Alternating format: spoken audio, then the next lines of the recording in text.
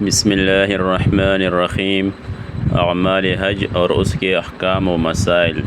جناب ابو امامہ تیمی بیان کرتے ہیں کہ میں سفر میں کرائے کی سواریاں چلایا کرتا تھا تو بعض لوگوں نے مجھ سے کہا تیرا حج نہیں ہے۔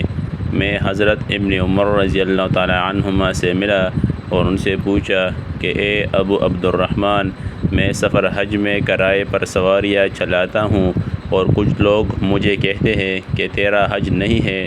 تو حضرت ابن عمر رضی اللہ تعالی عنہ نے جواب دیا، کیا تم احرام نہیں باندھتے ہو اور تلبیہ نہیں پڑھتے ہو؟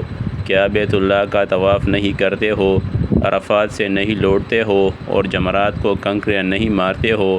میں نے کہا کیوں نہیں، سب کچھ کرتا ہوں۔ انہوں نے فرمایا بلا شبہ تیرا حج صحیح ہے۔ ایک شخص نبی صلی اللہ علیہ وسلم کی خدمت میں آیا تھا اور اس نے بالکل یہی سوال کیا تھا جیسا کہ تم نے مجھ سے کیا ہے، تو رسول اللہ صلی اللہ علیہ وسلم خاموش رہے اور اس کو جواب نہیں دیا تھا حتیٰ کہ یہ آیت کریمہ نازل ہوئی، لیس علیکم جناح ان تبتغوا فضلا من ربکم، تم پر کوئی گناہ اور حرج نہیں ہے کہ اپنے رب کا فضل تلاش کرو۔ رسول اللہ صلی اللہ علیہ وسلم نے اس کو بلا بھیجا اور اس پر یہ آیات پڑھی اور فرمایا تیرا حج صحیح ہے۔ سنن ابو داؤد، حدیث نمبر 1733۔